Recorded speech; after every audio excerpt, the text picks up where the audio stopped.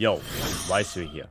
With the new bow trailer released for Monster Hunter Wilds, it's time to break it down. There are a lot of things to talk about. The first thing we see is a new armor set. It looks like it uses reptilian scales and not leather or fabric, which is quite interesting. We also see the return of Dragon Piercer, which seems to be the same animation as in Iceborne and Sunbreak. Afterwards we jump into the hunt and see a rapid shot, into power shot, into power volley. This comes straight from Sunbreak, where you can shoot one more time after a power shot. Very cool to see that. Then we see the use of power coding and a new HUD element. Right now it's unclear if every bow has a limited amount of codings it can use, or if you have to reload after all coding arrows are used up. Either way, it's a curious change. In previous games you had a maximum of 50 power codings that you can shoot as soon as you equip it. In Wilds, Capcom seems to have that changed. What we can also see is an indicator of the charge level. Left and right of the aim, we can spot little icons appearing when the hunter loses an arrow. Nice little addition. Of course, the charge playstyle is back, where holding the arrow will increase the charge level. Then we see what I assume is the dodge bolt. It has a new animation compared to Sunbreak. Sadly, I cannot make out if dodging increases your charge level or if you keep your current one. In the next scene, the hunter performs the charging sidestep, which is a staple move from World. But not only that, we also see a new follow-up in a jumping attack. This is very interesting. In Iceborne as well as Sunbreak, you can follow up a dash with an arrow shot or a melee attack. So this inclusion opens up more possibilities.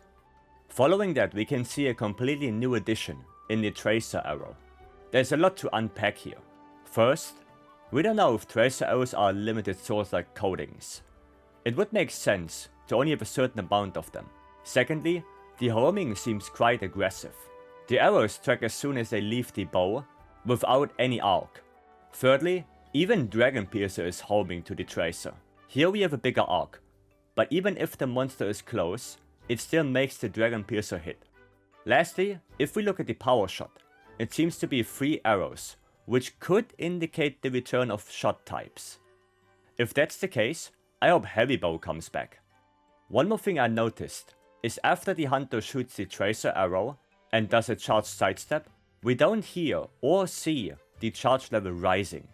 Only after the rapid power shot combo on the next sidestep, we can clearly see that. On the second charge sidestep, we also see no indication of leveling up, but that could be because the hunter is already on the max charge level. After another power shot, the following sidestep does level up again, which is very curious. Also, the Dragon Piercer has a lot less recoil. That could mean that it's not on the highest charge level. From what I see, this could mean that power shots level down your charge level, but in order to confirm that, we have to wait for the demo or more gameplay. Next we see the arc shot.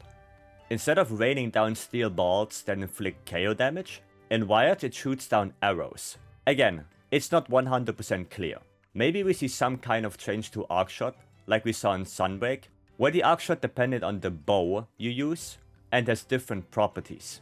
Important to say here is that before the arc shot is performed, we see the indicator of leveling up the charge level, and after the arc shot, we level down.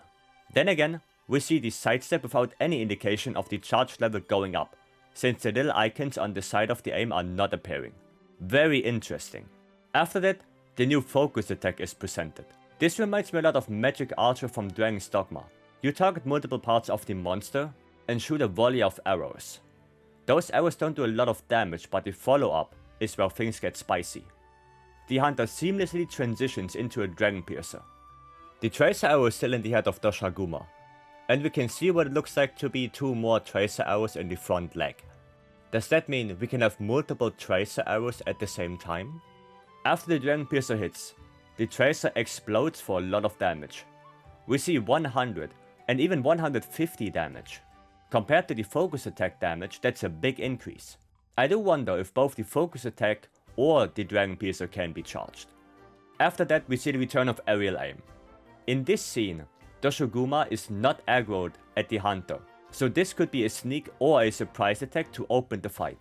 I find that pretty cool. One more dodge bolt and we are at the end. In the last clip we see the return of 1000 dragons. It looks to be 6 arrows, but without any slinger ammo. We know that we can pick up ammo, so I assume that Thousand Dragons and Wilds will function the same as an Iceborne. In conclusion, I'm very excited to try Bow and Wilds.